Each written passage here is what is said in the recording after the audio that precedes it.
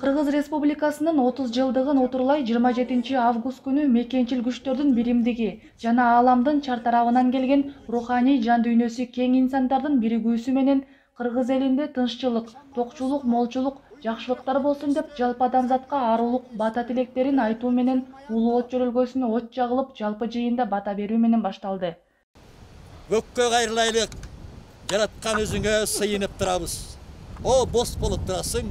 Жаңгырлап нөшөрлөп келдиң. Ак кайыпка кабарлап келдиң. Эм болуп, келечек күнгө кут болуп болсоң.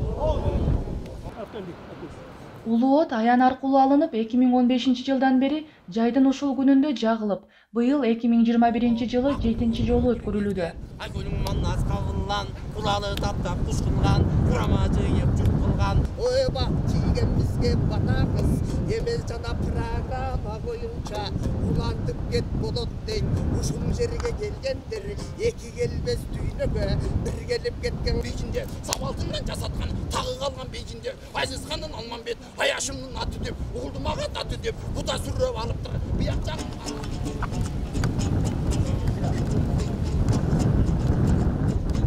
Жамгыр менен жер, бата менен элге өрөт сыңары жалпы чогулгандар бата бергенден кийин келген конокторго уюштуруу топтун мүчөсү коомдук ишмер Дөөлөт Нусупов жыйында ачып берди.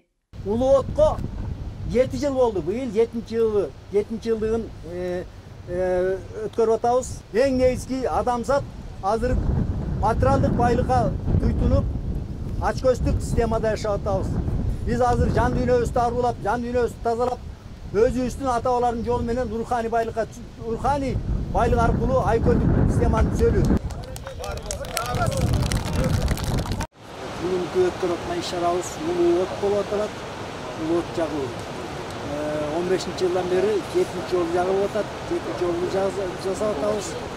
Элибизде, жерибизде тынччылык, токчулук, жакшылыктар болсун деп, жаман нерсенин баары от менен күйүп кетип, жакшы нерселер болсун деген тилектебиз. Тек эле кыргыз элине эмес, бүт адамзатына жакшылык тилеп атабыз.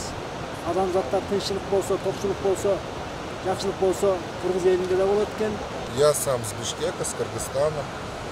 И на самом деле я уже как полгода назад я узнал об этом месте, когда я первый раз приехал к Чимаре-Апе, и моя душа здесь открылась.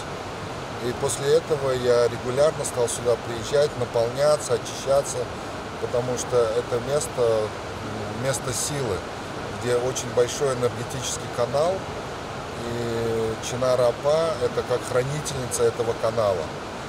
И люди, когда сюда приезжают, они приезжают, излечивают свои души, излечивают свои физические тела.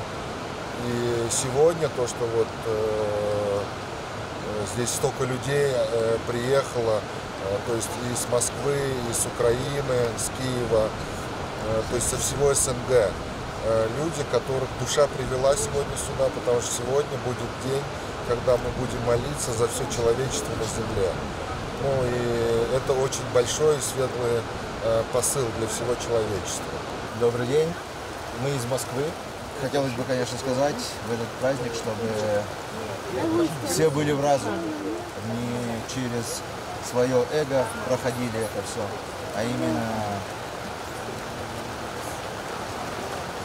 по душе. Я думаю, мир будет чище. Я приехал первый раз. Где-то мы на месяц назад были у Олега Рима на ретрите. И он нас сюда привез копашки. Ну что-то какие-то вибрации идут, но я пока не понимаю, не осознаю еще. О, жараткан улуу күч! Кудурети күчтүү Кудай! Теңдеши жок Теңирим! Ыйык күнү өзүңө жүз буруп, ниет кылып, уюп тунуп тилек кылабыз. Жаратып берген таңыңа, көргөн күнүбүзгө, ичкен суубузга, ырыскыңа баарына, тооба кылып ыраазыбыз. Ыраазыбыз.